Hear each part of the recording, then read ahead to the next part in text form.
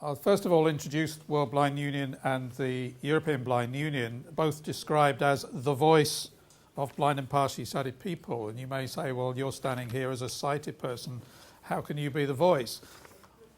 As I will elaborate a bit further into this presentation, people who are elderly and who lose their sight in later life currently, in my view, don't have a voice in these organisations. And I've been the one person in a European level and a world level trying to push to say the majority of blind and partially sighted people are elderly and they don't have a voice. And that's how I come to be that kind of representative. And a former president of the European Blind Union, the late Sir John Wall, did me the greatest courtesy at one stage when he called me the honorary blind person. And I think that's the greatest honour that I can ever achieve, is to be an honorary blind person. The World Blind Union represents, there's actually 1 million missing there. They don't represent 285 blind partially sighted people, it's 285 million through 190 organisations of and for blind people. And they're organised in 6 regions. And the European Blind Union is one of those 6 regions representing 45 EU countries. So the value that I believe that they can add, firstly with the WBU, we have and have convened a working group of experts focusing specifically on the needs of elderly blind. Many of the services have always been directed at a much younger group, focus on education, focus on employment, focus on teaching Braille.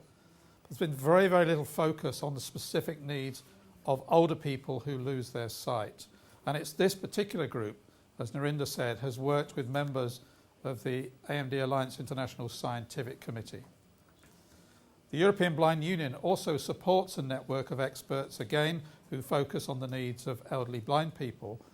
And at the end, I'll focus on 2 or 3 of the projects that we're currently working on and which I think contribute to this current debate. So we're here thinking about Europe. Europe, 850 million people in 54 countries, in 15 time zones, but we have 19 of the world's oldest countries. So we've got a bigger problem than any other part of the globe because we've got more older people. The chart which I'm showing now shows the percentage of older people within the population, region by region across the globe, showing the difference between 2000 and what we project for 2030. That's the percentage over the age of 65 and the percentage over 80. And you'll see that in Europe, in 2000, 14.7% of the population were over 65, 3% over 80. But by 2030, it's going to rise to 23.5% and 6.4%.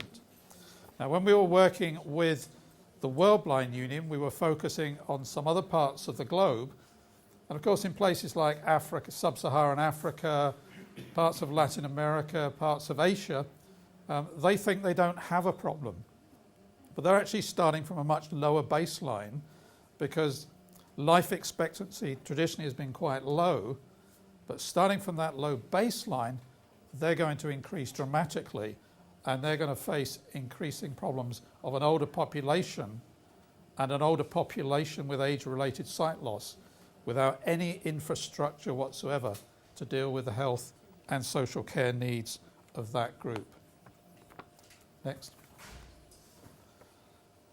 Now if we take the prevalence of visual impairment, we're taking a figure of 1.75% of the total population.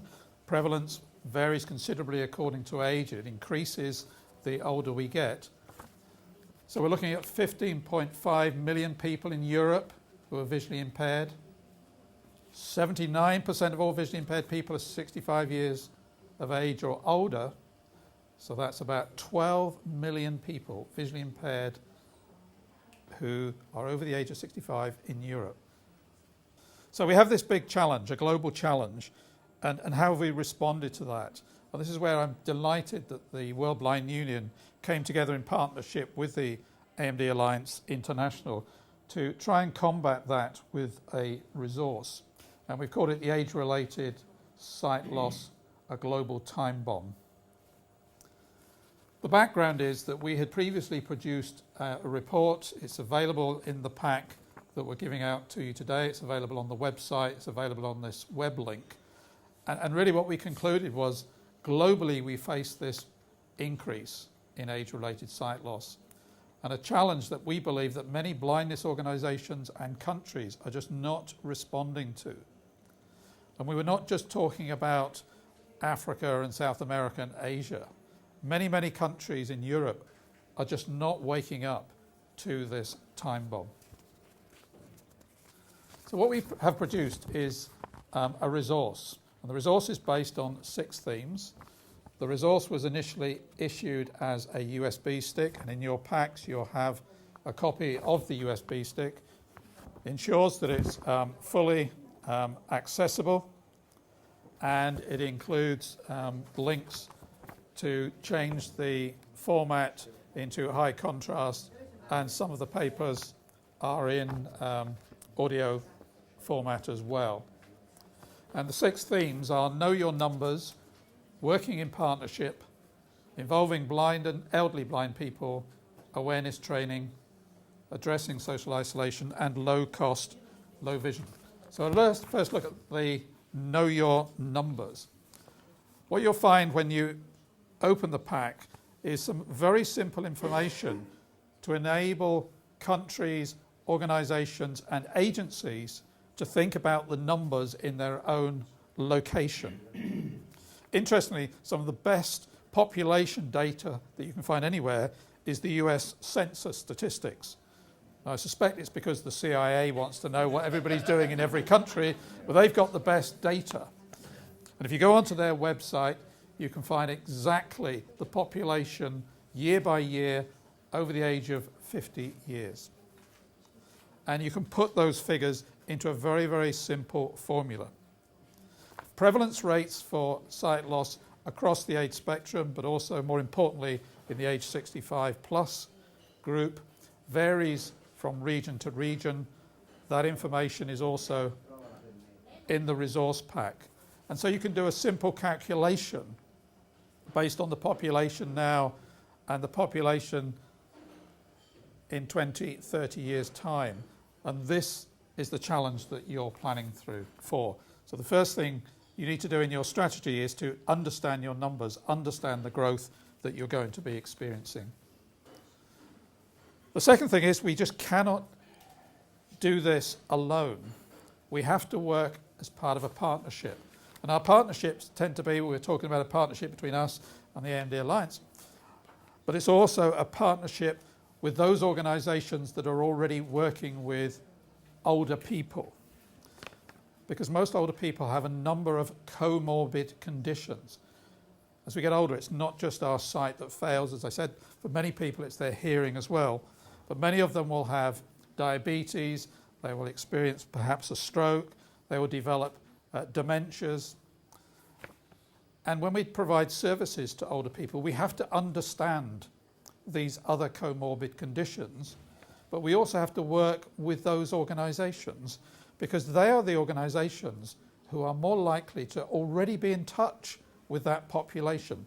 They are already working with older people, and therefore they're working with those people when their sight begins to fail.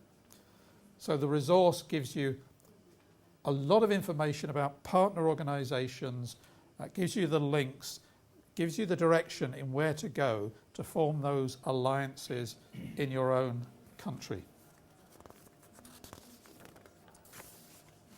Nothing about us without us. That's the big mantra that's always been there within disability organisations.